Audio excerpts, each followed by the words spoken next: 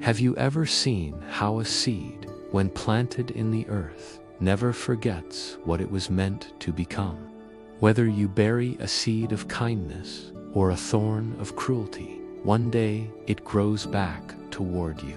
This is the quiet law of life, the circle that never breaks. If this story touches you, follow 4 more timeless stories like this one.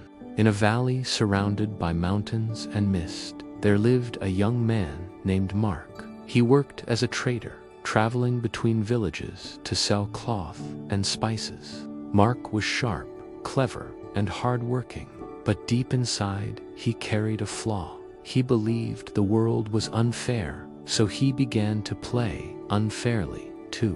When he weighed spices on his scale, he'd keep a small stone under the dish to make the buyers pay more. When he sold cloth, he'd measure it short by a hand's width, then roll it neatly so no one noticed. He told himself, everyone does this. Life rewards the cunning. And in the beginning, it seemed to work. His bags filled faster than others. His house grew larger. People admired his success. But the more Mark gained, the emptier he felt. He began to lose sleep, hearing the sound of coins clinking in his dreams, only to wake up sweating, afraid someone might steal from him as he had stolen from others. Still, he did not stop. He only smiled when others stumbled and whispered, "That's just karma for them. I'm smart enough to avoid it." One day, while traveling to a distant town, Mark stopped by a quiet riverside village. The people there were simple and trusting. An old woman came to him with trembling hands, asking for cloth to make a blanket for her grandson. She said softly, "Please, son, I have only a few coins." Mark smiled kindly, but inside, he thought, perfect. He sold her half the measure for full price. The woman thanked him as if he had done her a favor. That evening, as Mark was about to leave the village, dark clouds gathered. A storm broke out suddenly, washing the road in mud. He sought shelter beneath an old tree by the river, clutching his bag of coins. Thunder rolled through the valley. In a flash of lightning, he saw a small boy, soaked, crying, trying to carry firewood across the flood. Mark hesitated. He almost turned away, until he saw the boy stumble and fall into the rushing water. Without thinking, Mark dropped his bag and ran. He jumped into the cold current, grabbed the boy's hand, and pulled with all his strength. They both collapsed onto the muddy shore, gasping. The boy looked up, shivering, and whispered, "Thank you, sir." Mark helped him stand and asked, "Where is your home?" The boy pointed weakly toward the last cottage before the forest. "My grandmother is waiting." When they reached the house, Mark froze. It was the same old woman from the morning, the one he had cheated. She rushed to the boy, crying with relief, wrapping him in the very piece of cloth she had bought earlier. "Bless you, traveler," she said through tears. "You've saved my grandson. You have done a kindness greater than gold." Mark felt his throat tighten. The house was poor, its roof leaking, its walls trembling from the storm. He looked around and realized the short cloth he had sold her couldn't even cover the boy completely. Ashamed, he reached into his soaked bag to offer her money, but the bag was empty. The river had swept all his coins away, every single one. The old woman noticed his trembling hands and said gently, "Do not grieve for what is lost. What you gave will return to you one day, good or bad. Everything circles back."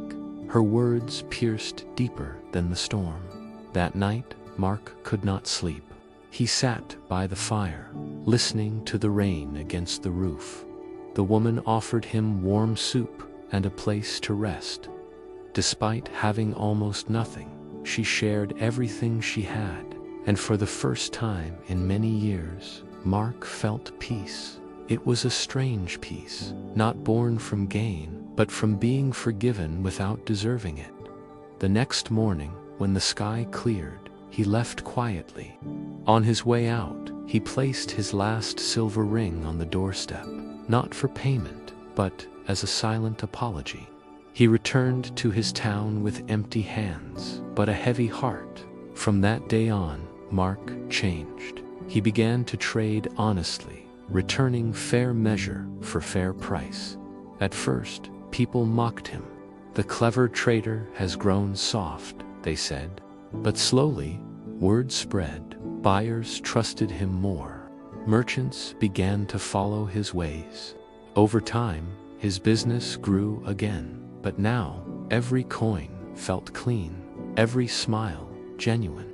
Years passed. One spring, a terrible fire struck the market. Flames devoured stalls and shops. Mark rushed to save what he could, but his store was reduced to ashes. All he owned burned in a single night. He stood before the ruins, heart sinking, until villagers began arriving with baskets of food, cloth, and coins. "We owe you much," they said. "You have always been fair to us. Let us help you rebuild." Mark could barely speak. He remembered the old woman's words, "What you give will return to you one day." He realized then the river had not taken from him. It had taught him. The world had not punished him. It had shown him the truth. Karma had always been watching, not with cruelty, but with quiet balance. Whatever you send into the world, a lie, a kindness, a helping hand, it always finds its way back home. When people later asked Mark the secret to his peace, he would smile and say, "Give what you wish to receive. The world remembers more than we think." And when the moon rose over the valley and the night fell quiet, he would sometimes whisper a prayer for the old woman and her grandson, the ones who showed him that even a heart lost in greed can be washed clean by a single act of kindness.